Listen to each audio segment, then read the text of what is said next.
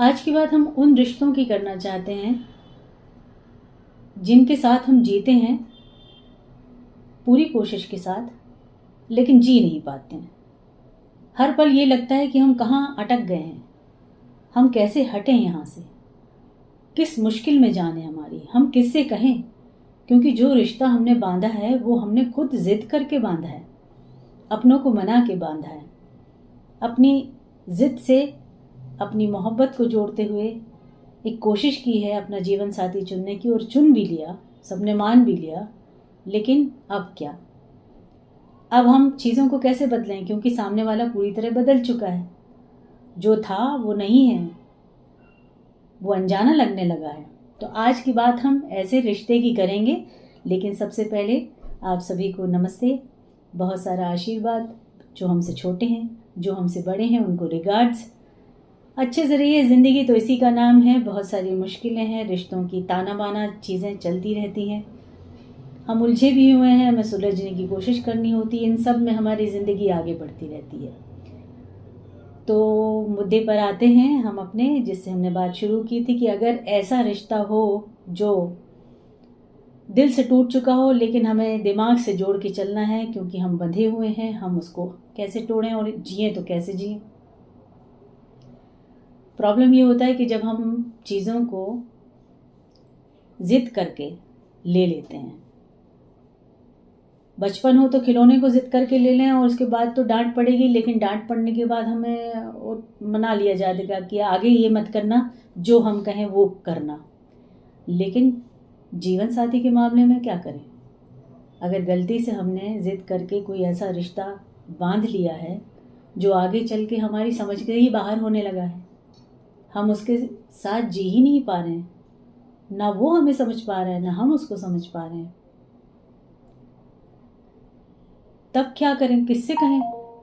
जिनके साथ जुड़ते हुए, जिनके साथ रहते हुए हमने जिद कर करके अपनी जिद को मनवाया था, अब किससे कहें?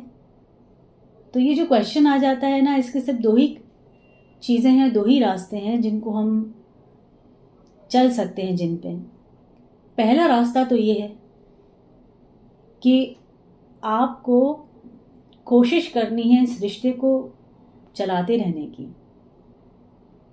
क्योंकि इस रिश्ते से आपके अपने भी बहुत सारे जुड़े होते हैं।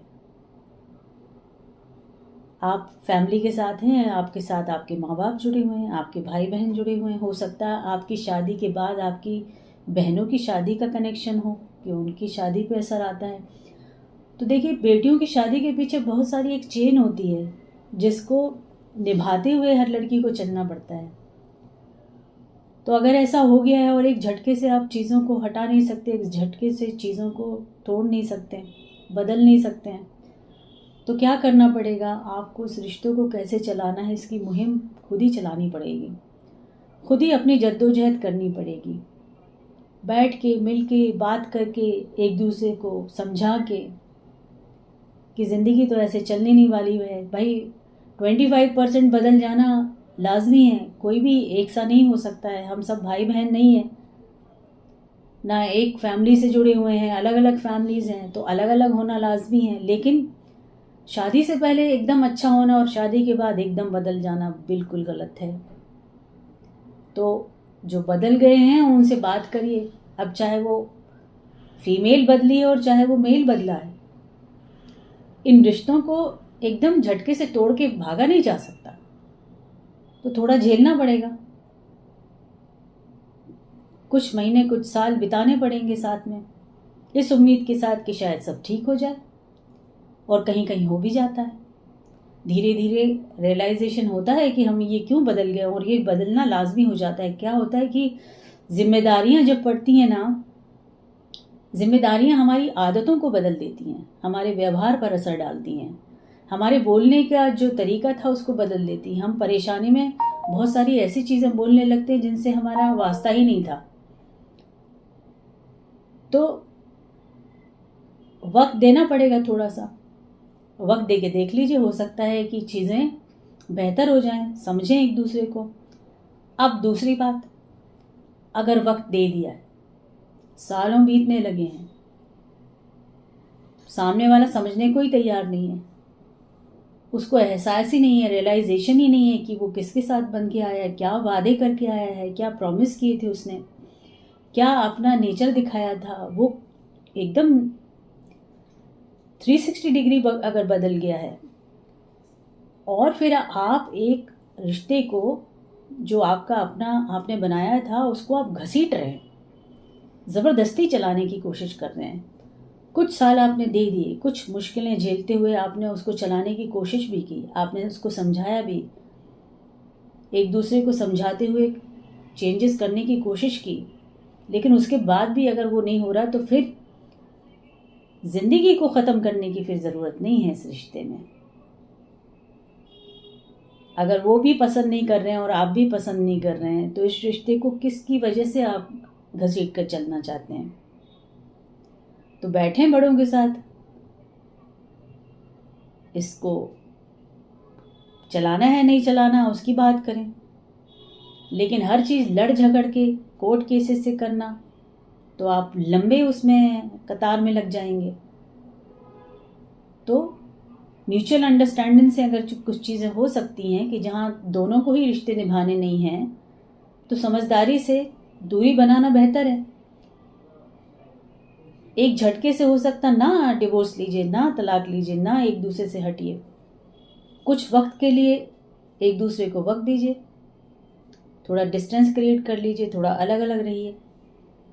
अलग रहने से चीज़ें बहुत बदलती हैं। आप एक दूसरे को जो पास रहते रहते एकदम कड़वाहट आने लगती है, कभी कभी हम बहुत मीठा मीठा होते होते बहुत कड़वे हो जाते हैं, बहुत मिठास के रिपरकशन ज़्यादा कड़वे होते हैं। तो जब आप दूर रहते हैं तो चीज़ें हो सकता सुधर जाएं और इसके बाद भी ना सुधरें, ये सेकंड सिचुएशन के बाद भी ना सुधरें। तो अगर आपके बच्चे हैं तो फिर आपको दोनों को सोचना पड़ेगा, माँ बाप बन के जीना पड़ेगा। वो मोहब्बत का रिश्ता किनारे हो जाएगा। और इससे अधिक अगर प्रताड़ित हो रहे हैं, परेशान हो रहे हैं, मारा मारी है, परेशानियां हैं बहुत ज़्यादा, दिमाग से मानसिकता से आप सब प्रताड़ित हो रहे हैं, परेशान हो रहे हैं, टॉर्चर हो रहे हैं, तो फिर इस रिश्ते को लेके चलना गलत है। क्योंकि जीवन तो इतना ही सही है जितना मिला हुआ है, और कितना मिला है ये भी नहीं पता है। तो हर मुश्किल में लपेटे हुए अपने आप को जीवन जीना तो बड़ा मुश्किल हो जाएगा।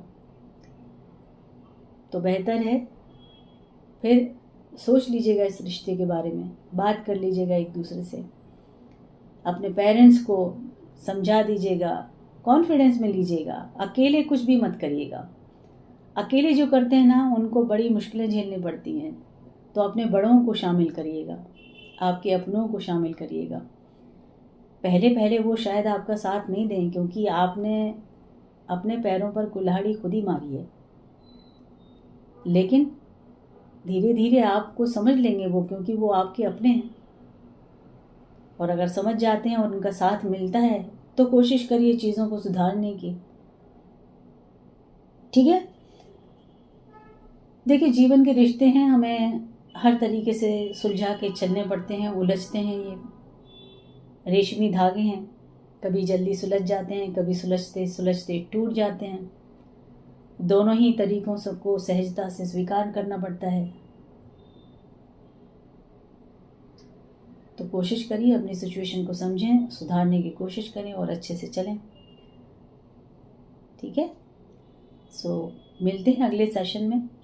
कमेंट कीजिए, जुड़े रहिए, लाइक कीजिए, सब्सक्राइब कीजिए यदि आपको अच्छा लगे तो। ठीक है, गॉड ब्लेस यू।